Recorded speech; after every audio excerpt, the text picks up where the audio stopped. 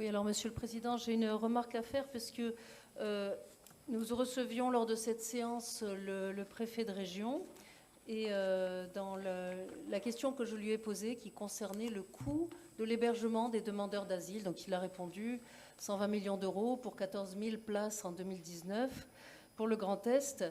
Et à ce moment-là, j'ai relié ma question, et il y a une incohérence dans le compte-rendu. J'ai relié ma question à un fait qui interpellait, qui interrogeait, qui inquiétait beaucoup de nos concitoyens l'année dernière lorsqu'il est venu, enfin les derniers mois. C'est donc l'effet d'insécurité et notamment le fait qu'un demandeur d'asile afghan présent depuis plusieurs années dans un foyer avait agressé sexuellement et violé 3 jeunes femmes. Et à ce moment-là, on a entendu, et ce propos manque dans le compte-rendu, alors qu'on entend ma réponse qui est de dire je vous laisse la responsabilité de vos propos, donc on ne comprend pas ce que je dis. Eh bien, c'est qu'en réalité, et on l'entend très bien dans la vidéo qui en a été faite, on vous entend dire oui, et ils mangent même les petits-enfants. Et je vous ai répondu que ces propos étaient indignes, en quelque sorte. Alors j'aimerais bien que ces propos que vous avez tenus et qui sont proprement indignes s'agissant du président d'une région concernant des personnes qui ont souffert et qui souffrent et dont la vie a été brisée.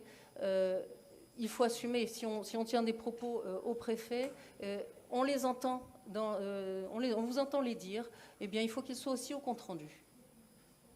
Écoutez, je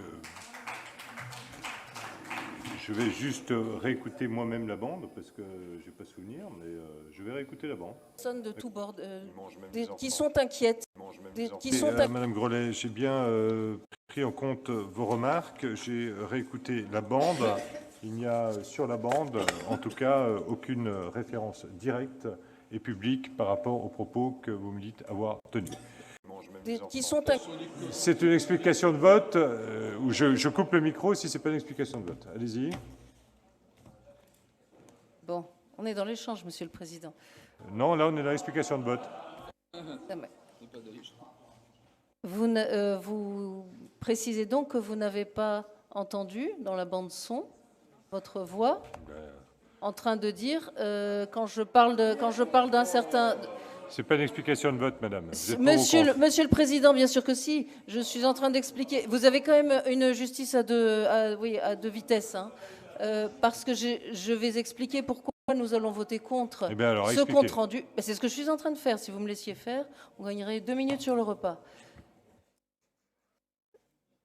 Je voulais donc reformuler donc, ce que j'avais demandé, que visiblement vous n'entendez pas, dans cette bande-son qui est disponible par exemple sur mon site, excusez-moi de faire de la publicité, pourmetz.com, mais qu'on trouve également sur le site de la région, je pense.